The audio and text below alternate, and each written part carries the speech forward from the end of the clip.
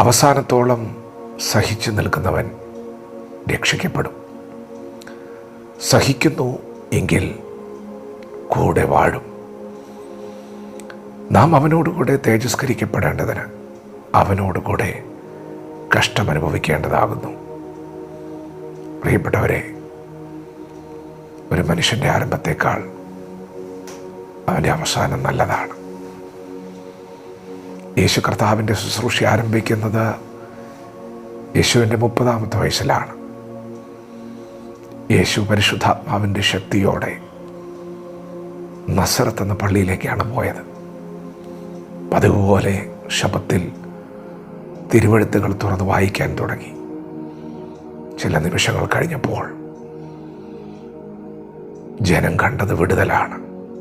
ബദ്ധന്മാർക്ക് വിടുതൽ, കുരുടന്മാർക്ക് കാഴ്ച, മുടന്തന്മാർക്ക് സൗഖ്യം. മറക്കുവാൻ കഴിയാത്ത നിമിഷങ്ങൾ. ആയിരക്കണക്കിന് ആളുകളാണ് യേശുവിൻ്റെ അടുക്കൽ തടിച്ചുകൂടിയത്. യേശുവിനോടുകൂടെ നടക്കുന്നവർ അപൂർവ കാര്യങ്ങളെ കണ്ടു. പ്രിയപ്പെട്ടവരെ, എന്നാൽ യേശുവിൻ്റെ അവസാന സമയങ്ങൾ മനുഷ്യവേഷത്തിലായിരുന്നപ്പോൾ ആ 33.5 വയസ്സിൽ നാം കാണുന്നത് വലിയ കഷ്ടാനുഭവങ്ങളുടെ പരമ്പരയാണ്. എത്ര മൃഗീയമായിട്ടാണ് യേശുവിനെ അവർ ഉപദ്രവിച്ചത്. ആർക്കും കണ്ടു നിൽക്കാൻ കഴിയാത്ത കാഴ്ചകൾ ആരും ഉണ്ടായിരുന്നില്ല. ശിഷ്യന്മാരൊക്കെ ചിതറിപ്പോയി. ഇത് കഷ്ടാനുഭവങ്ങളുടെ വഴിയാണ്.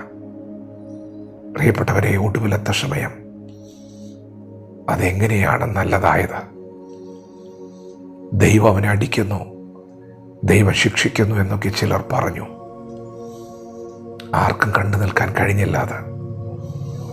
അതെങ്ങനെയാണ് നല്ലതായത്? യേശുവിനെ അവർ ക്രൂശിച്ചു കൊന്നു. എന്നാൽ 3-ാം നാൾ മരണത്തെ ജയിച്ച് യേശു കർത്താവ് ഉയർത്തെഴുന്നേറ്റപ്പോൾ ആ ഉയർപ്പിൻ്റെ ശക്തിയാൽ യേശു ക്രിസ്തുവിൽ വിശ്വസിക്കുന്നവർക്ക് പാപമോചനവും നിത്യജീവനും ലഭിക്കുന്നത് ലോകം കണ്ടപ്പോൾ അവർ തിരിച്ചറിഞ്ഞു. അവസാനം കണ്ടു നിൽക്കാൻ കഴിയാത്തതായിരുന്നുവെങ്കിലും അവൻ തകർക്കപ്പെട്ടതുകൊണ്ടാണ് ഞാൻ രക്ഷിക്കപ്പെട്ടത്. അവൻ തകർക്കപ്പെട്ടില്ലായിരുന്നുവെങ്കിൽ ഞാൻ തകർക്കപ്പെടുമായിരുന്നു. എന്നെ രക്ഷിക്കാനായിരുന്നു അവൻ ആ പ്രവൃത്തി മുഴുവൻ ചെയ്തത്. ആരംഭത്തേക്കാൾ അവസാനം എത്ര നല്ലതാണ്. പ്രിയപ്പെട്ടവരെ, ഇപ്പോൾ നിങ്ങൾക്ക് ചില വേദനകൾ, ചില ഭാരങ്ങളുണ്ട്. യേശുവിനെ ആദ്യമായി അറിഞ്ഞപ്പോൾ വർണ്ണിക്കാനാകാത്ത സന്തോഷങ്ങൾ ജീവിതത്തിലുണ്ടായിരുന്നു. എന്നാൽ ചില നാളുകൾ മുൻപോട്ട് കടന്നുപോയപ്പോൾ ചിലത് സഹിക്കേണ്ടി വരുന്നത് പോലെ, ചില അന്യായങ്ങൾ സഹിക്കേണ്ടി വരുന്നത് പോലെ തോന്നുന്നുണ്ടോ? താഴ്ന്നു കൊടുക്കേണ്ടി വരുന്നത് പോലെ അനുഭവപ്പെടുന്നുണ്ടോ? പ്രിയപ്പെട്ടവരെ, നല്ലതാണ്. അത് നല്ലതാണ്. സഹിക്കണം, വിട്ടുകൊടുക്കണം, താഴ്ന്നു കൊടുക്കണം, ക്ഷമിക്കണം. നല്ലതാണ്, നല്ലതാണ്. തിരുവചനം പറയുന്നു, നിങ്ങളെ മറ്റുള്ളവർ ഉപദ്രവിക്കുമ്പോൾ, കഷ്ടാനുഭവങ്ങൾ ഏറി വരുമ്പോൾ നിങ്ങൾ തിരിച്ചറിയണം, അവൻ്റെ വരവടുത്തു. നിങ്ങളുടെ ഉയർപ്പും അടുത്തിരിക്കുകയാ. ജീവനോടിരിക്കുമ്പോൾ അവൻ വന്നാൽ നിങ്ങൾക്ക് രൂപാന്തരമുണ്ടാകും. അതല്ല, കഷ്ടാനുഭവങ്ങളുടെ യാത്രയിൽ സഹിച്ച് താഴ്ന്നു കൊടുത്ത് മരണത്തിന് കീഴ്പ്പെടേണ്ടി വന്നാൽ